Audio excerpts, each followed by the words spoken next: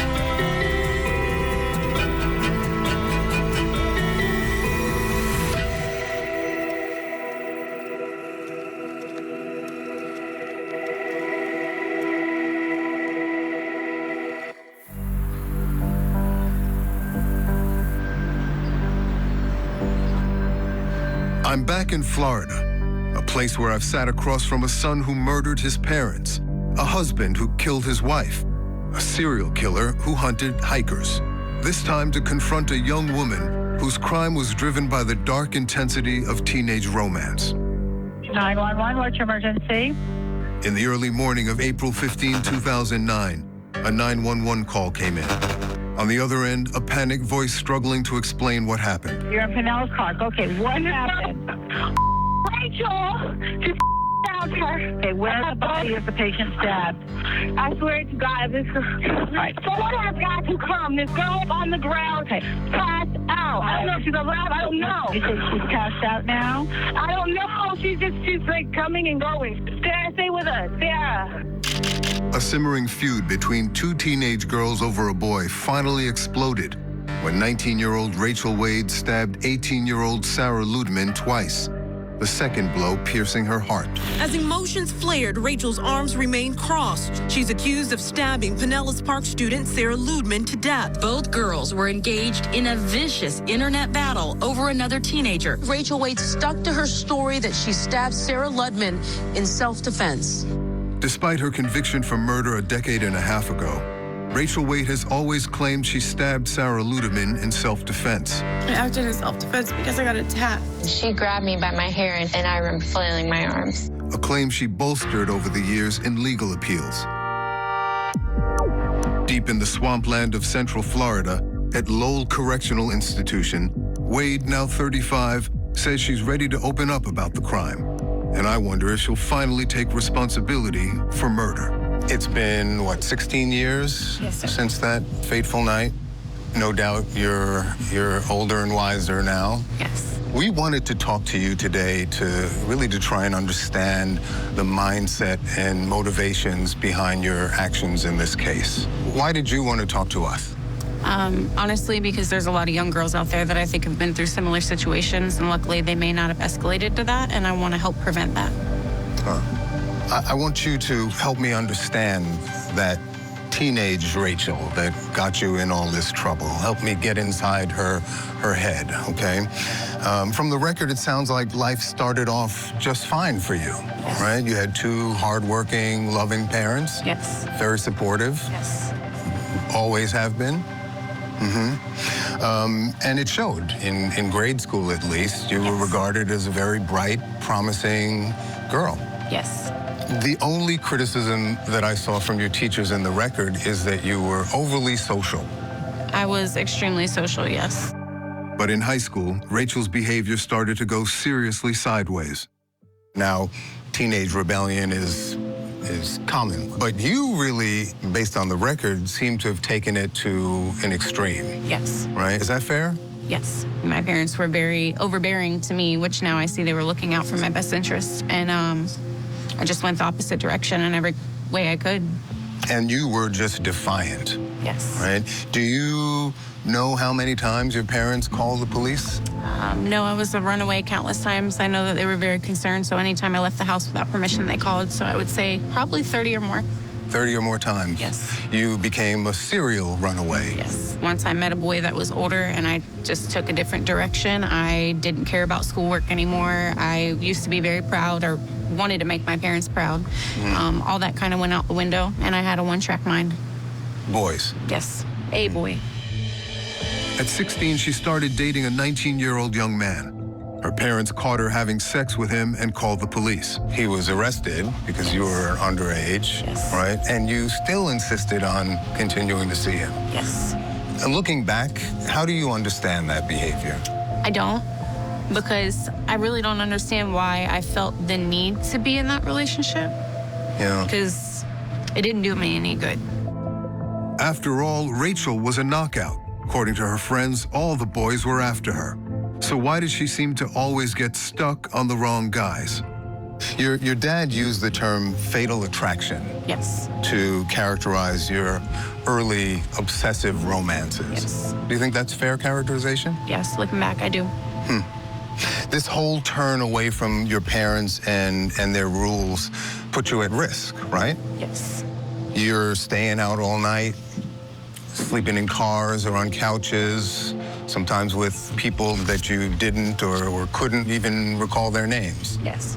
What was going on there? I think I just wanted to stay away. Once I got caught being with the older guy, my mother called the cops, and that was just the end of it for me. I didn't want to talk to them about anything. I didn't think that they really understood. Your folks took you to counseling?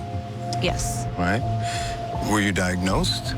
I believe they said that I was bipolar and manically depressed. Were you treated for those conditions? I was put on medication, and I probably stopped very shortly after. I didn't stick with it. Is it possible, Rachel, that your mental health conditions, bipolar disorder, depression, put you in a state of mind where you couldn't act on obvious red flags? Maybe, yeah. Soon you left school. Yes. You said you lost interest after the boy you liked got kicked out. Did your parents protest that decision? They did. They were very upset. A high school dropout, she was now living on her own and working at Applebee's. And of course, dating. And then a pattern emerges of these passionate but volatile relationships. None more so than the small man with the big ego, Josh Kamacho. Emphasis on the macho. Yeah. Spring 2008. Now, you've known him since childhood, but do you remember the moment that you reconnected as adults and fell for him? Yes. Can you take me back to that? If I'm being honest, when he first started trying to pursue me, I kind of laughed at it. I had no interest. I don't really know what sparked it. One night he kissed me, and I just kind of went for it. Do you think you became obsessed with him? I think I became obsessed with the situation. The situation was a love triangle. Josh Kamacho had another girlfriend, Sarah Ludeman. Really was just kind of oblivious in the beginning. I didn't believe he was cheating. And then when I started seeing the truth, I think I spiraled. I told you to watch your back and not to chill with him. Now your ass is mine. The chase between the two lovesick teens had just begun and would soon turn deadly. Excuse me, sir, what's going on? There's been a stabbing. There's a fighting. There's a stabbing. Someone was stabbed? Yes. She's on the floor. Who stabbed her?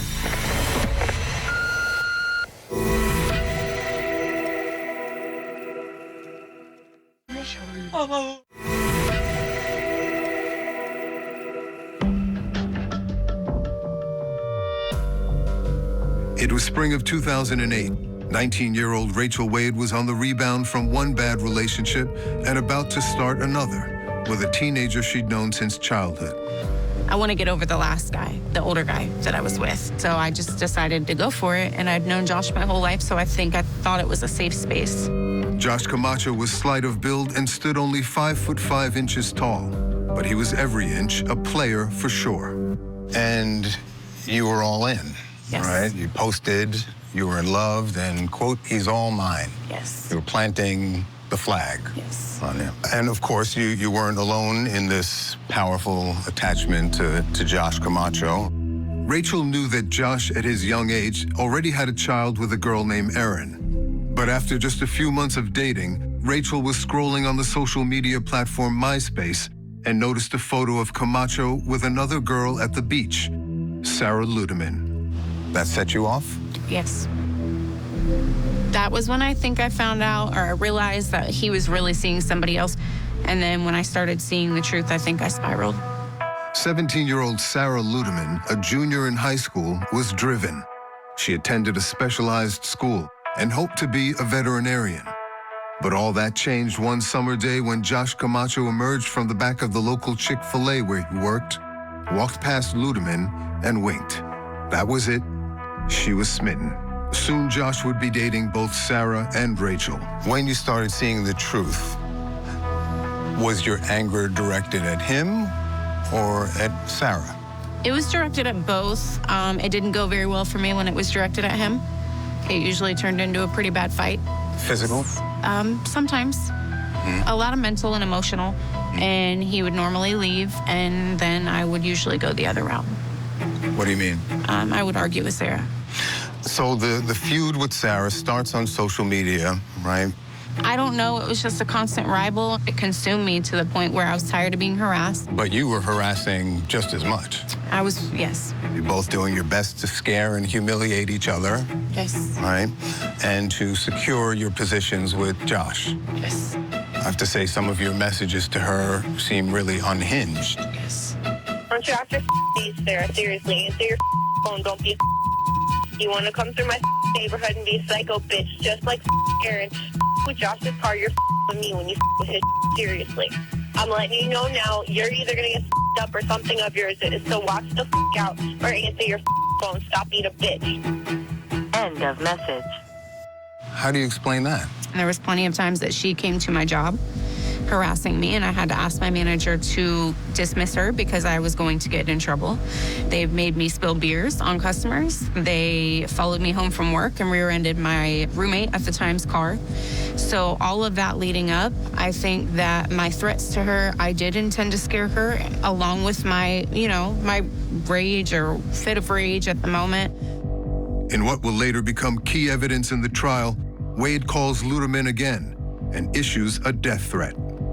Please tell me, Sarah, why you would be a dumb enough to put a brand new picture of you and Josh at the beach on your MySpace. Seriously, I told you to watch your back and not chill with him. Now your ass is mine, and I'm guaranteeing you I'm going to murder you. I'm letting you know that now, because you know what? Josh might have played me, but bitch, I'm going to play your ass out too. Watch. You're a fat bitch, and I'm going to kill you. I swear on my life. Body shaming, threats of violence, even death. How do you account for that? So I think I really just wanted to scare them. I wanted them to think that I would do something, which I never really had the intent to do, and that they would just stop. The horse race for Josh's affections went on for months, and Josh seemed to enjoy it. One week he's with Rachel, the next Sarah. The two girls jockeying for position and taunting each other. March 2009. She's posting pictures of her with Josh in New York, so she's winning. You have to see these images pop up. It must have driven you crazy. Yeah. Yeah? It was upsetting because I believed him when he said that he wasn't seeing her, of course. And then I would post and do the same exact thing in return. By April, the tide of Josh seems to turn against Sarah. He's now ignoring her again at school. His treatment of her sounds abhorrent. I didn't know he was mistreating her at the moment. I thought that they were together. And I think, to be honest, that I had started seeing somebody else or hanging out with other people. So even though you were hanging out with other people, pursuing other love interests, you still couldn't detach from the Josh-Sarah dynamic? I think she was still making phone calls or, doing things in assumption that we were still together, and I think that I still fed it, yes.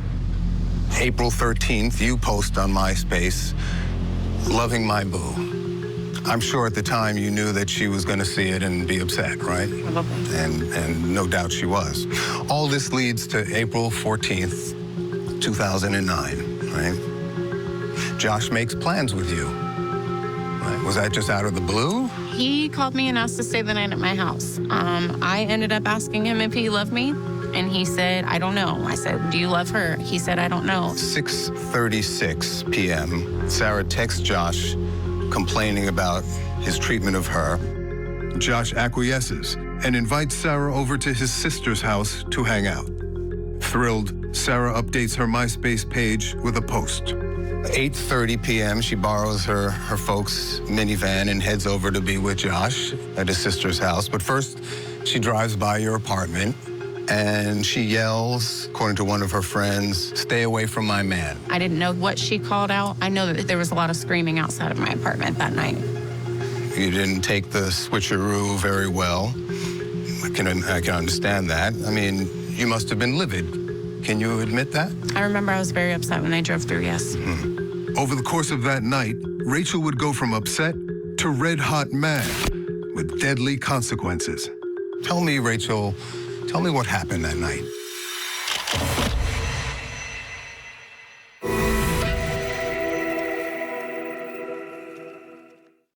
Did you murder her mother to try and drive her back into your arms? Oh, my God. Interview with a Killer. New episode next Saturday at 8 Eastern and Pacific, only on Court TV.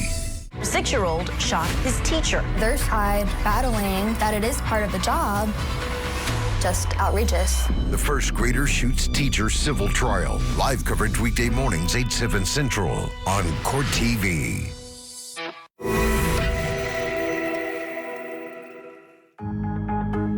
It was April 14, 2009. The night sky was clear with a calm breeze, weather belying the violence about to unfold. Sarah Ludeman, Rachel Wade claims, had cruised by Rachel's apartment in her parents' minivan, screaming threats to stay away from Josh Kamacho. The man, if you can call him that, the teenage girls were fighting over. For support, Rachel called yet another boy she'd been dating, Javier LeBoy. I called him and asked if I could go to his house because it was somewhere that I thought nobody would know where it was. You went there seeking shelter? I went there to wait for my friend because she was with her boyfriend, yes. Right. Now, you've said that you were so afraid at that point, right? Yes. They had told me they had intentions on jumping me, and there was numerous people with them, so yes, I was. Afraid for your life? I guess you could say so. Before you leave your house, you grab a kitchen knife. Yes. Why? I thought it would scare them because I knew that there was going to be numerous people with them. I knew it wouldn't just be Sarah by herself. So were you more afraid or more angry? I think it was both. It strikes me that Wade wants to have it both ways in this interview. Sure, she admits to the killing, but she's still also heavily hinting at being afraid for her life, a pretext for justifiable lethal force. And her memory is about to get wobbly, too. You end up at Javier's house. You told police you went there seeking safety, like safe harbor from these threats. Yes. Is that true? I did. And at the point you get there, are you more scared or more angry? I think I'm both. I don't know. I think the scared fueled the anger and vice versa. A witness that was there with you and Javier later said that you were in a rage when you showed up. Because rage suggests much more anger than fear. Fury, even. Can you admit to that? I admit to ranting about the circumstances of the night. Rage also suggests that you're not quite in your right mind. Yes. Is that fair? Yes. Enraged, Rachel wanted to confirm her suspicions that Sarah was with Josh that night. So she left and drove to Josh's sister's house and spotted them together. Josh saw her too and added insult to injury. He texts you, he says, "Go home. I don't like you no more." I do remember him saying go home. I don't remember all of it. Rachel drove back to Javier LeBoy's house red hot mad. A friend of LeBoy's, Dustin Grimes, was there as well. And he hears you say, when you get back from confirming your suspicions that Josh is with Sarah, after canceling on you, "I'm gonna kill that bitch." I don't recall saying that at all.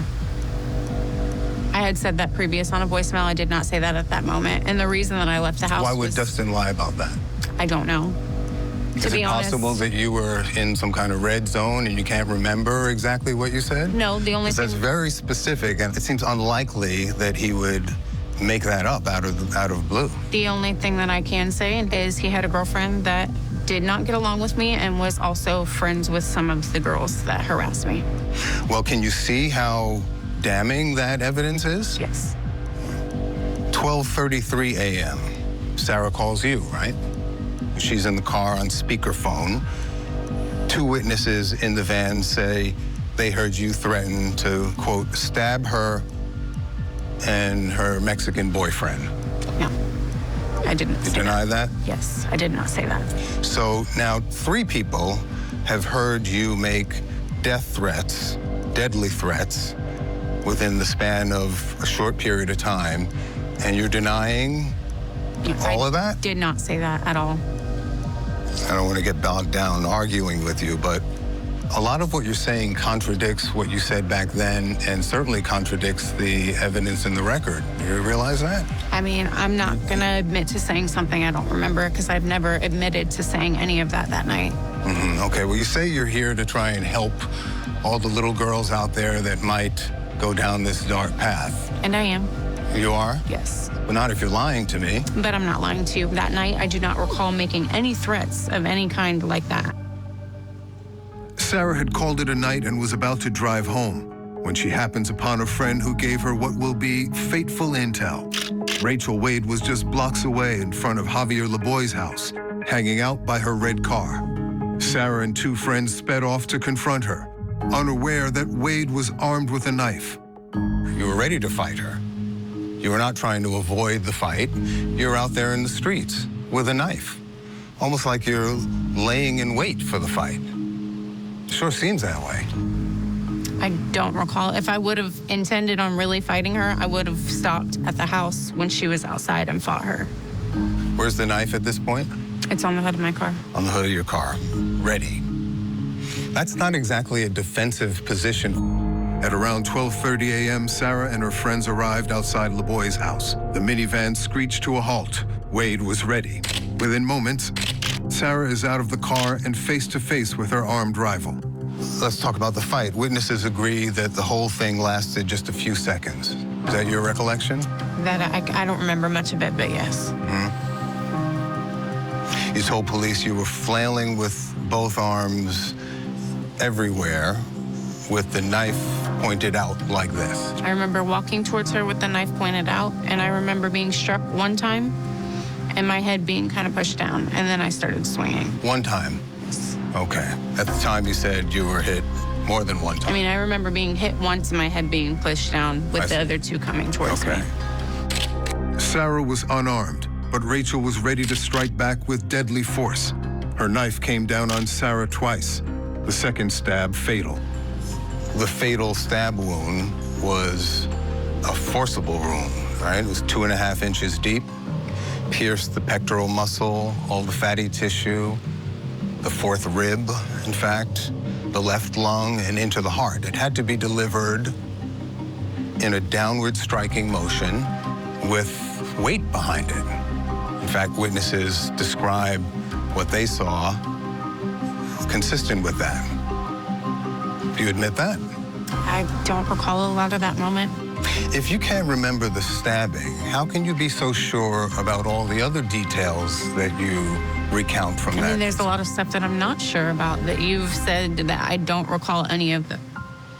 Were you like in a blind rage? Is that why you can't remember? Could have been. After the stabbing, eyewitnesses saw Sarah stagger back to the minivan, where she used her last breath to call Josh. But all she could say is, "It hurts." Then she collapsed on the pavement.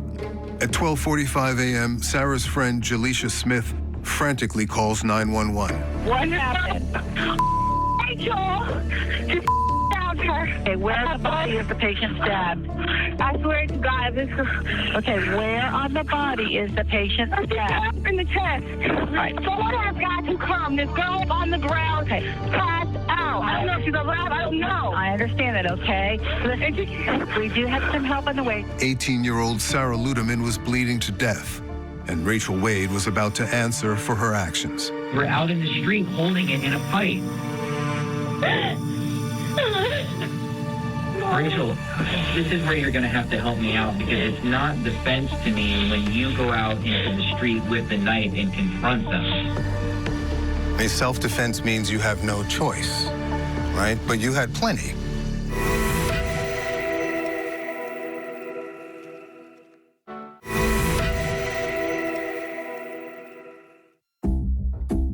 Sir, what's going on?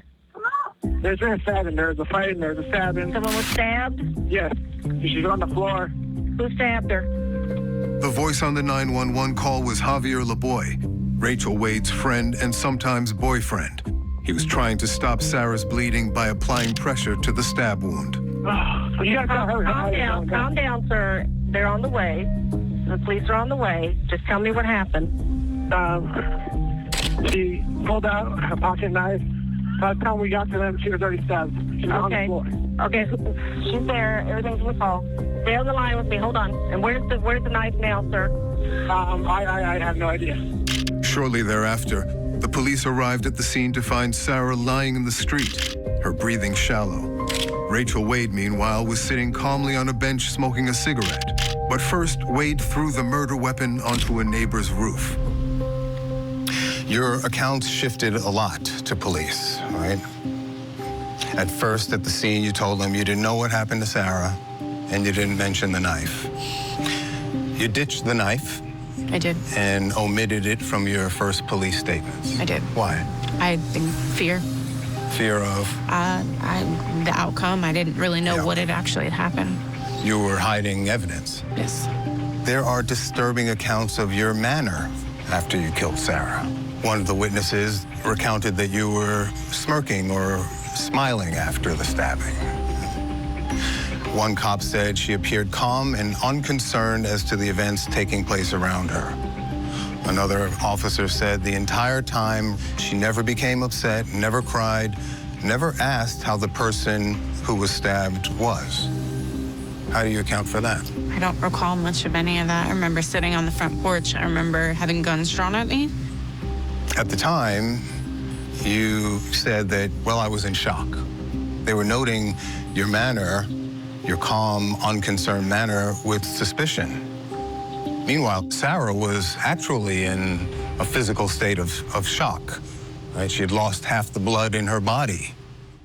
Under interrogation by homicide detectives just after the stabbing, Rachel claimed she was only defending herself. She just started screaming at me, and she laughed at me and said I wasn't going to do anything, and then she realized that I had a knife, and she kind of backed up, and then she started swinging on me anyways, and I just coming around. Where were you holding the knife at the time? I just had it out to the side, and then I saw Janet coming at me, and I saw the other girl come around the back end of the car, and they were all screaming at me.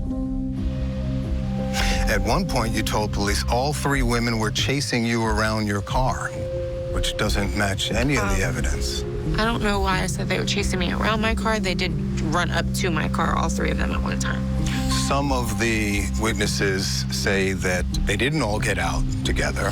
Some say they did, even though you made it sound like you were basically fending off Sarah and Janet at the same time. All of the witnesses say that no one touched you until after you fought and stabbed Sarah. Is that true? I don't recall anybody but Sarah hitting me initially, yes. The next piece of information that you need to know is that she is dead. Oh my God. Okay. She died as a result of these stab wounds that she had at Northside Hospital. Detectives deliver the devastating news of Sarah's death, then dismantle Wade's self-defense claims. You're 19. You have to know that holding a knife in your hand, whether you intended to or not, if you stab somebody, the risk of that is the knife is a deadly weapon. You know that people die from stab wounds. So if you're holding a knife during a fight, the chance of that happening obviously increases dramatically. Rachel, this is where you're going to have to help me out, because it's not defense to me when you go out into the street with the knife and confront them. The homicide detective explained it to you in that interrogation. Self-defense means you have no choice, right? But you had plenty. You could have stayed home and called the police. You could have gone to your parents and called the police. You could have taken shelter inside Javier's home and called the police. You could have just gone home when Josh said, go home. How do you account for that? I mean, you're right. I could have done any of those things. Most importantly, I could have called my parents. Would have been a safe place. This is why it looks more like fury than fear. It turns out Wade's blind rage had driven her to a knife attack once before. Now, this wasn't the first time you were violent with a knife. What about in November of 2005? Didn't you attack your mother? I was just Throw a kitchen knife at her? to cut myself, and she tried to stop me. You and threw I a threw the knife and went in the bathroom. Well, first you assaulted her physically. I don't remember. I just remember throwing the knife when she came after me to take it from me. It's in the police report. You dug your fingers into her arms, you ran to the kitchen, you grabbed the knife and you threw it at her. Thank God the blade didn't strike her abdomen. But is that another example of like you going into the red zone? Yes. Do you think that is part of your mental makeup or condition? Possibly. Do you know the term covet? The covet? That's when you want something so desperately that you can't have or that someone else has. And it occupies your thoughts every day until it narrows your focus. And then it starts to drive your choices and behavior. Does that ring true at all for you? I think so, yeah. Looking back, that could definitely. Did you kill Sarah out of your covetous desire to possess what she had with Josh? I can't say that because I didn't have the intent to kill Sarah. The crime leaves Sarah's father, Charlie Ludeman, heartbroken, looking for answers and seeking cold comfort in calls to his dead daughter's cell phone. Yeah, Sarah's Daddy. You know you're not with us no more. I'm hoping somebody's listening to this phone. If you are, could you call me? My number's probably on your screen. My daughter was killed last night. I just want a little closure. End of message. Would Sarah's parents and friends finally get the closure and answers they need? During the tense trial, Rachel Wade will try her best to avoid responsibility. I acted in self-defense because I got attacked.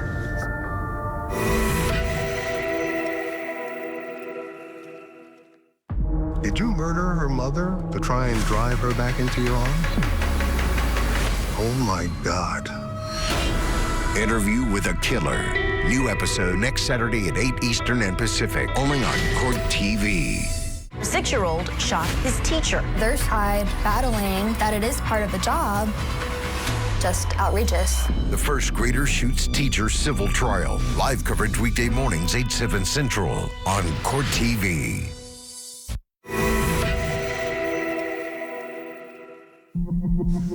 State, you may proceed with your opening statement. On July 21st of 2010, at the Pinellas County Courthouse in Clearwater, Florida, Rachel Wade's murder trial began. Wade pleaded not guilty. This is Florida, after all, where the stand your ground law allows for lethal force in cases of self-defense. Wade's attorney tried to use just that. This case is about self-defense. Make no mistake about it. Make no mistake about it. An individual has the right to stand their ground and defend themselves. They have no duty to retreat, and Rachel Wade had the right to defend herself that night. I'm gonna murder you. But prosecutors had the benefit of Wade's own incriminating words. Guaranteeing you, I'm no murder you. That is what Rachel Wade told Sarah Ludeman 7.5 months before she took a knife and stabbed her right through the heart. Many of those there that night testified that Rachel was furious and made her plans known. At some point in the vehicle, while you were in the vehicle, did you overhear a conversation? A phone conversation? Yes. Yes. I heard a girl's voice on Sarah's phone, and it said, "I'm gonna stab you and your Mexican boyfriend." Okay. Could you clearly hear the conversation? Yes. Voice. Tell the jury exactly what you heard her say. She said, "I'm gonna stab you and your Mexican boyfriend." At some point in time, did she make a statement that she was gonna kill him? Yes. Okay. What was the statement that she made? I'm gonna kill that bitch. So, several months prior, you threatened her life. Within hours, or maybe even minutes, of the confrontation, the physical confrontation, you're heard by 3 people, 2 different incidents, threatening her life. But you deny that now. I did not say that night. You did not make either of those death threats? I did not make those threats that night. Are you sure? I'm very sure. Because you did have some memory lapses that night. Yes. Right? But I know that I didn't. I barely even had a conversation with her that night. The evidence of murder piled up in the courtroom. Witness after witness sided against Rachel, including Janet Camacho, Josh's sister, recounting how Rachel approached Sarah on the offensive with a weapon. I see Rachel come up around her car with a knife in her hand. Around the front of her car? Yeah. Did she travel the entire distance from driver's side of the car to passenger side? Like from where she was at, from that side, came around in front of Sarah's car. The defense would argue that Janet Camacho had an axe to grind, but witness Dustin Grimes was hard to impeach, an Army soldier who by the time the trial started was serving overseas, gave his testimony by video. As the van is put in a park, the 3 girls get out of the van at the same time. At that time, Rachel was already making her way towards Sarah, toward the driver's side front of the vehicle. The most nonpartisan witness said he saw you move from your car to engage Sarah just as she had gotten out of the driver's side of the van. And the forensic reports confirm that, estimating that you must have crossed about 12 feet to get to her. Does that I ring? don't recall. I remember them saying that they pulled up directly in front of my car and when they all jumped out at one time. In fact, even the judge said at the sentencing, the testimony of every single witness was that the defendant went towards the victim.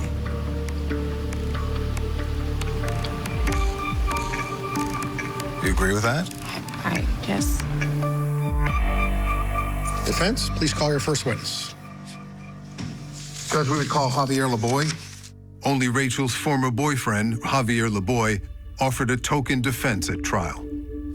When Sarah got out of the vehicle, would you tell this jury, in your opinion, based on the observation, who was the aggressor in that situation? Sarah was. Will you tell this jury who was the one to throw the first punch? Sarah was. Finally, in a risky move, Rachel Wade took the stand. I began to swing my arms back in retaliation. To defend yourself? Yes. But her defense fell apart under withering cross-examination. You said that you couldn't even remember the point that you stabbed her. don't remember physically stabbing her. You remember everything else? You remember what happened before? You remember all the threats, right? Yes. You remember everything that happened afterwards, right? And Janet coming at you, right? Yes. You just don't remember that.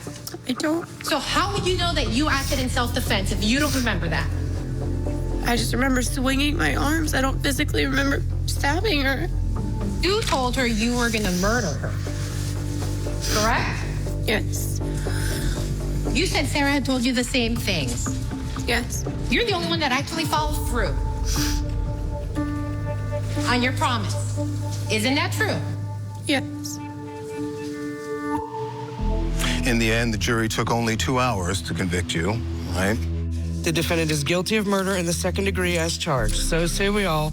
They could have opted for manslaughter, but they didn't. They chose second-degree murder. Right? A self-defense acquittal doesn't sound like it was even on their radar. Do you now understand why? Yes. How would you explain it? I didn't hide from it. I didn't call the cops. Everything leading up to it looked damaging. On some level, you did feel an existential threat from Sarah. Not physically, but really, I guess, more in terms of your ego and the way you sort of organized your world. Could it be that that night, when he clearly chose Sarah over you, right, that your ego was too fragile to bear it, and so you acted to annihilate the threat? Sarah? Possibly, I don't know.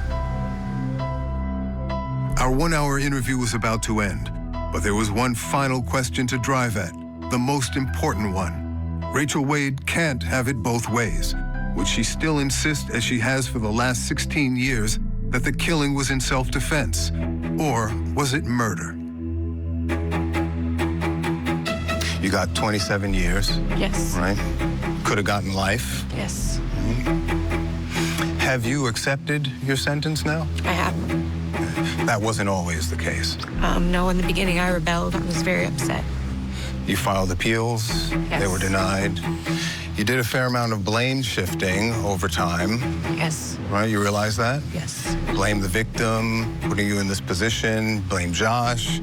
You blamed the police at one point. You said they never do anything. You even blamed your own attorney in motions for ineffective counsel. Yes. You said at the time you were truly remorseful. Is that true? Yes. I think once it all sank in. Sorry. It's okay. I think once it all sank in reality hit that I killed somebody. Yes.